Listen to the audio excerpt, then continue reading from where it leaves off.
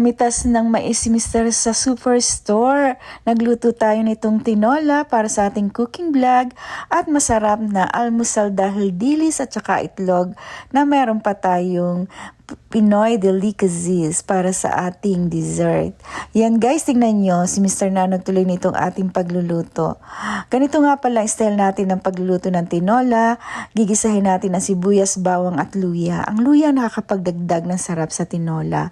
At syempre, susunod natin isang kutsa ang manok. Palalambutin natin ang manok, susunod natin ang papaya, at titimplahan natin itong syempre, hindi mawawala ang paminta, pati na rin ang seasoning granules. Yan, si Mr. na nga nagtuloy nitong ating pagluluto. Yan, titikman naman natin. Pagkatapos, may tuloy ni Mr. kasi may tumawag sa akin. At yan, titikman na natin itong masarap na tinola.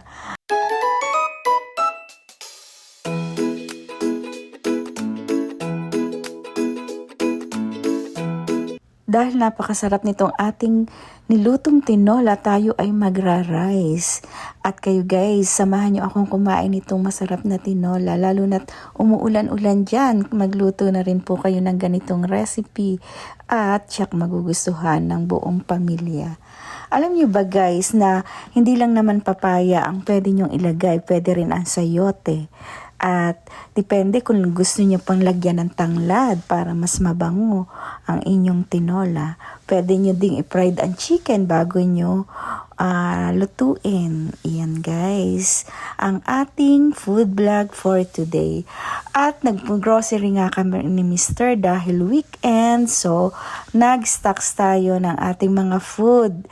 Kailangan nating bumili ng mga pangailangan natin, lalo na, yan, bumili tayo nitong lalagyan ng ating side dish sa ating meals. At syempre, hindi mawala tayo mag-i-steam nitong mga yan, siomai.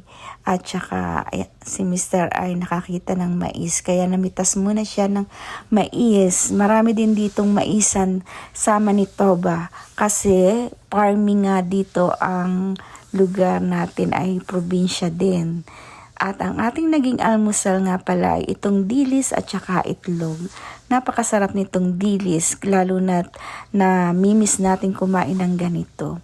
Ang dessert naman natin ay yan, ang ating Pinoy delicacies. Yang ating puto flan, pati na rin kutsinta at saka itong pichi-pichi.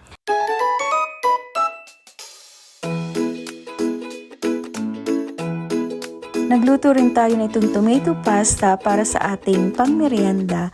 Madali lang itong lutuin kasi naman pag umukulo na itong tubig, ilalagay nyo na itong pasta. Ganitong klase ng pasta ang ating niluto ngayon. Siyempre, gigisahin natin ang kamatis, pati na rin itong mga seafoods na ilalagay natin, itong mga hipon.